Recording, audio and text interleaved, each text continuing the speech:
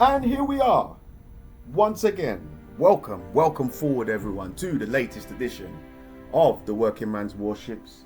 I am your humble host Jedi Gad, and we welcome you, whoever you may be, wherever you are in the globe, whatever time of the day or night it is where you are, and however you are tuning in, watching and listening.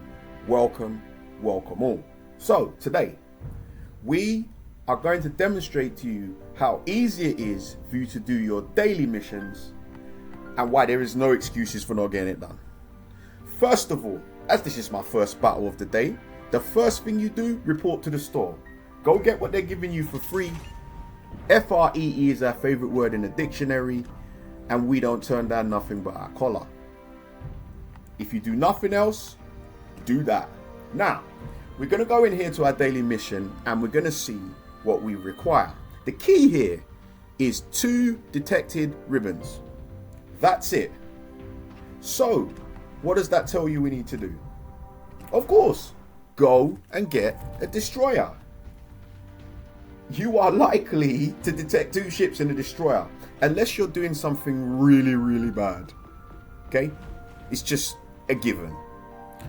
And what we're going to do is we're going to go in today and get our Clawbear, because it doesn't have a smoke screen. And again, I like showing this to show you that it does not matter to your primary objective. Now, we know this is a legendary battle, so we're just going to push all our chips to the middle of the table. Okay? We don't need ship XP. We'll use that on our tech tree ships. But everything else, we're playing poker. All chips to the middle of the table. Scared money don't make money. So, for our ship build, we're using a base commander, Charles Berry, but I have a French guise. So I'm going to use her. You know I like to have the applicable languages and characters to the ship. So Marien, je veux que tu parles français devant le public. D'accord? D'accord. So, for our ship build itself, we, first of all, are running Officier Lettre, base straight. So, it's a little bit different. It's what we like. Okay, so we have Erich Bay and we have Jerzy Swirsky. Double detection. We don't have a smoke screen. We are running Contact is Imminent. Look at me now. Perceptive. Strong diplomacy. And of course, fully packed, which is unusual for a destroyer, which is why we want it for its uniqueness. What we lack in smoke, we will offset in other areas. The ship itself, aiming systems mod 1, steering gids mod 2, concealment system mod 1,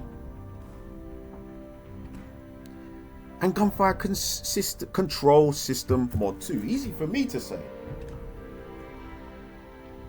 So, Clawbear, Marien, allez les bleus. There really is no excuse for you not getting your daily missions done. There's a lot of stuff you can get on this game for free. I tell you this all the time. This channel is called the Working Man's Warships for a reason, because there are more working men than anything else. So, we want to get what we can get for the least amount of output as possible. Again, if you've got the disposable income to spend money and get things on the game, by all means do it. You will progress sooner. I'm not going to sit here and lie to you and say you won't. But for our average players and our new players and our younger people and people who may not have that luxury, there's easy ways to progress in this game. That is what I did. I am nothing special. I am not the best player in the world. I just did the missions. So, we're on shards and we open up our map here. We're going to look and identify the biggest threats. First of all, we have a division, but the other team has 2, which means one is likely to be in the middle where we have spawned. The other thing is we need to pay close attention to the Des Moines and Rhode Island because they have radar. It's bad enough that we don't have a smoke screen as it is, but that radar could turn this game into fish fry. So keep that in mind. We've spawned in the middle, so what we're going to do is we're going to go forward towards the Bravo cap. Here we shall play and make our stand. And it could be our last stand if necessary. But sometimes it is necessary in the interest of the victory of the team. Now, we know our division's behind us. 2 cruisers, the Alaska and the Colbert. So we have them for support. So we're going to get right out here and see what we can see. Remember, we're a destroyer. Our primary objective is to spot. So we're going to get right in here and have a quick look over the horizon. And then we're going to try and capture this base. Now, bearing in mind, we are aware of where the nearest enemy ship is because our perceptive has kicked in. But what ship is it? That's the question. So we need to keep that in mind. And then we're just going to nestle up behind this island here so that if we are spotted, we're not going to be that easy to hit for those players over here on this flank. Use the terrain to your advantage.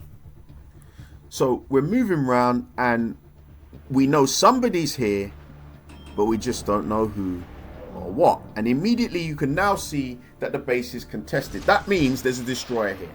So we get these torpedoes off nice and quick and just give him something to think about. Now, if he's done his homework and he plays every ship, play all the ships, you will learn. He should understand here that a three torpedo salvo is the Colbert. If he's looked at his map and he's realized who I am and who it could be and the capabilities of the enemy ships, he will know I'm here. He should be hightailing it right now. He should be doing a tactical retreat. As you can see, we have offsetting ships have gone down. But he doesn't. He sticks around inside the cap, right? Look behind me. There is a cruiser there as a destroyer. You do not want to be fighting an enemy destroyer and a cruiser. A Colbert will be difficult enough to deal with by itself because it has a gun reload and very good guns. He's still in here. Bring me intelligence data, please. Tactical retreats are important. Okay? We're playing a war of attrition right now in this base, and I'm willing to play it because I've got support. He doesn't. Okay? Remember, this is a military game. You need to think like a soldier. Okay? A tactical retreat is required by this destroyer. He's still in here. So I'm just going to try and outweight him. I'm going to try to. Whether or not it's going to work is another issue. But tactically, strategically, what I'm doing here is correct. Keep an eye out what's going on behind me, right? Look at the map. What do you see? So, noticing that the cruiser is getting closer, I'm going to be a bit more bold and go forward. And here he comes. So, straight away, we're going to get the gun reload involved here, and he's in trouble. Okay, remember what I said to you. So I've got those guns and I've got the torpedoes and he's playing hopscotch. Now notice here, I don't chase him into the smoke screen. Why? Because again, the odds are in my favor. So I'm going to go around here, turn around. But what I'm doing is I'm going to use this island to shave off any possible torpedoes. Use the terrain to your advantage. Okay? I'm going to back it up. See the cruiser? Right? Right on cue, the torpedoes come, but none of them are going to hit me. And the Colbert comes in, and this guy is fish food. Okay, tactical retreats are important. Know when the journey is over. And he misses his torpedo salvo. So his plan is a complete failure. Okay, up goes the flare, like the ultras, and we're in business. 3-1 up, and we're looking around and seeing what's here. And we also have a Minagumo for company. So look at the coordination that you're about to see here, right? You see the Colbert coming back this way, and now I'm going that way. This is a strike group in motion. Pay attention, because this is what you need to replicate to increase your win percentage. Now, we know there's a Yamato behind here and there's stuff going on. Look at my perceptive. It's telling me the closest ship is who? Rhode Island. What did I say at the beginning? He has radar. We are within range of his radar right now. If he pops it off, we're in trouble. So we're going to circle around, come behind the island, get out of range of his radar, and try and engage the enemy over here. Okay, we have 2 bases. We can afford to be a bit more aggressive now, right? So you can see the Minagumos here. We're going to tell him our intentions and initiate the attack. He's already laid his salvo down. We can see the battleship and the cruiser, and we're going to come around here and see if we can eliminate these people as quickly as possible, right? We've gained another ship. It's 4-1, but I've told you before, I've showed you before the possibilities of losing from a winning position. Now, we know the cruiser's over here, and this cruiser is going to be a problem, but we still need to make sure we are pressing the Yamato. He spots me a bit sooner than I was expecting, so we get our torpedoes off, turn out, because we are now expecting Armageddon from this cruiser, and we're going to start shooting at Yamato. Immediately switch to AP. I've told you, don't be a victim of your high explosive. His broadside is exposed, so we're going to start farming it. Look at the damage from the AP on this ship. Jinan is a problem, but we've hit him with a torpedo, right? So he better think twice. So Jinan, you underestimate the guns of a destroyer. You don't respect these guns, do you? Well, firing AP at your broadside is a problem for you, okay? Know your enemy, because if you don't, touchdown blue, that's what can happen to you.